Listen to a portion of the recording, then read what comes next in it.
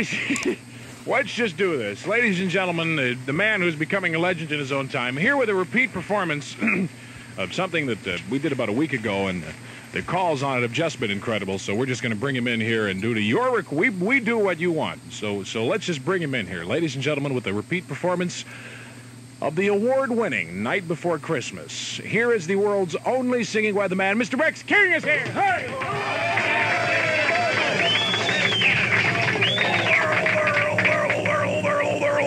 Radio, but it's on the radio line.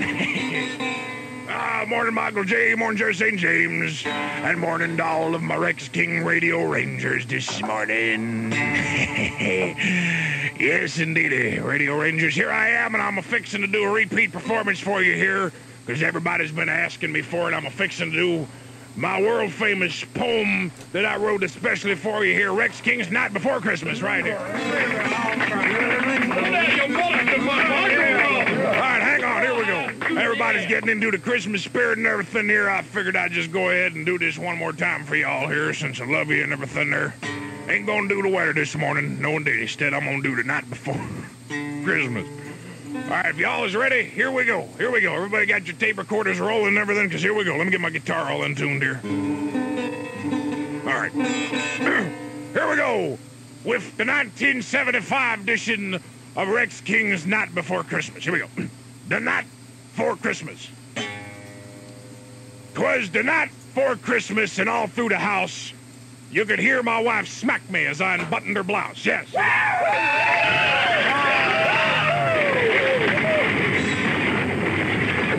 The kids was all nestled all snug in their bed while I had to sleep on the sofa instead. The stockings was hung by the chimney, no doubt, and the doors was dead bolted to keep burglars out. And mine her kerchief, and on my cap, when I reached for her fondue, she give me a slap.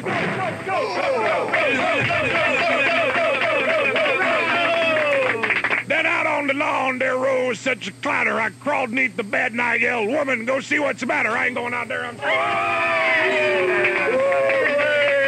She was all scared too, so I run to the window. I run with a flash.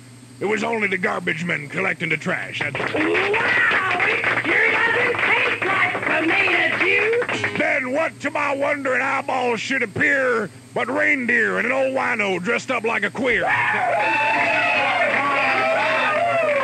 that's what it looked like. More rapid than prune juice, the courses they came, and it whistled and hollered and shouted and called them by name. On Dasher, on Prancer, on Donner and Blitzen. I needs me a grain belt, head straight for the kitchen.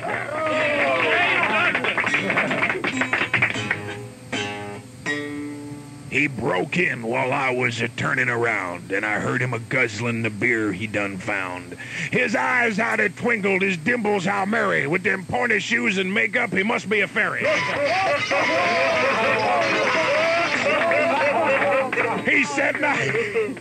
He said not a word, but went straight to his work, collected our silverware. This guy's a jerk. He was grabbing our china and sure having fun, so I run for the closet. I come back with my gun. He was hungry, I guess, 'cause he had hold of a Twinkie. But the way he was holding it, I thought sure he was kinky.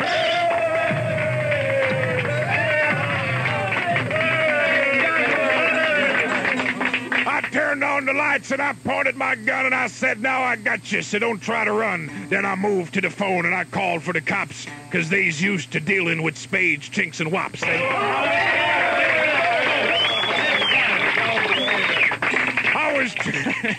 I was trying to be brave. What is that? Hold it. I was trying to be brave, but you know I was faking. Then my wife come downstairs to see what was shaking. When she come in the kitchen, the robber turned white. He ain't ever seen such a horrible sight. Her hair was in curlers, her face covered with gook, and I thought sure the poor fellow was going to puke. He gave back the forks, the knives, and the spoons, and he said to me, "Mister, ain't your wife got fondoons? What's the matter with